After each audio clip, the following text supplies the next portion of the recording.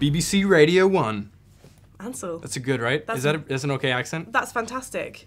Sick. Wicked. Good start. Yeah, wicked. Ansel, it's really lovely to meet you.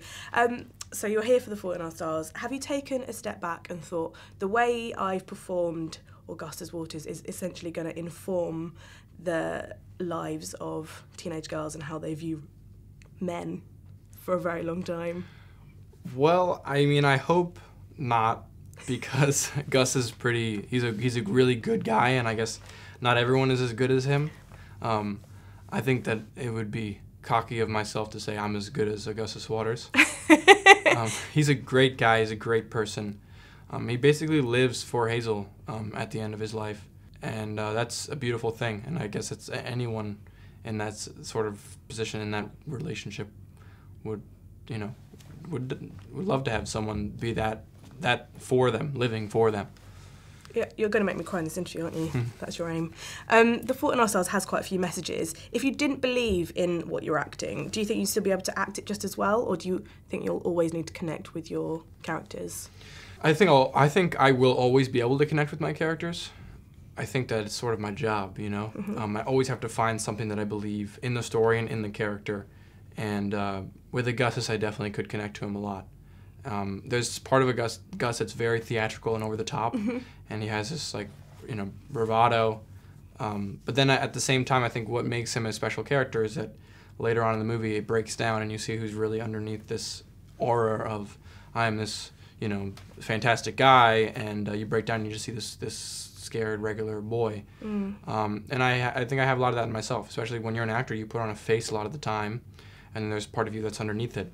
And Gus is like a living example of that. And it's rare that you see characters who are that well-rounded or get to play them. Very often someone is, it's very black and white. They're the good guy, the bad guy, the pretty boy, and Gus is a little bit of everything, and I love that. I read an interview with you recently, I think it was in The Guardian, and you came across very well, very confident. Is that still you, or when was the last time you were a bit shaken by something, or you felt a little bit out of your depth? To be honest, I'm shaken by things all the time. I think, recently it's been this whole change in my life has been kind of scary, and the loved ones in my life have also felt the change, and I think that has affected me. A lot of people in my family and stuff are being contacted all the time, and emailed and called, and, oh, I just saw Ansel in this movie and all this stuff, and I feel bad for them. And it shakes me a little bit, because it's like, they're getting all this attention, sometimes unwanted, because of me. And I don't want to affect anyone negatively, especially my loved ones or my family.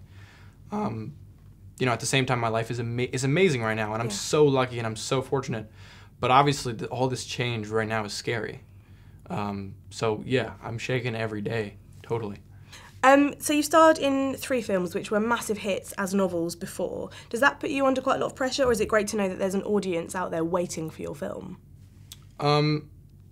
You can't guarantee box office. You don't know how things are going to sell. You never know what's going to happen. But we're very lucky that we do have this fan base and that people did show up and see it. And it was like a total surprise. It made $48 million first weekend in America. That hasn't happened in so long. I don't think the Notebook didn't make that much money. I mean...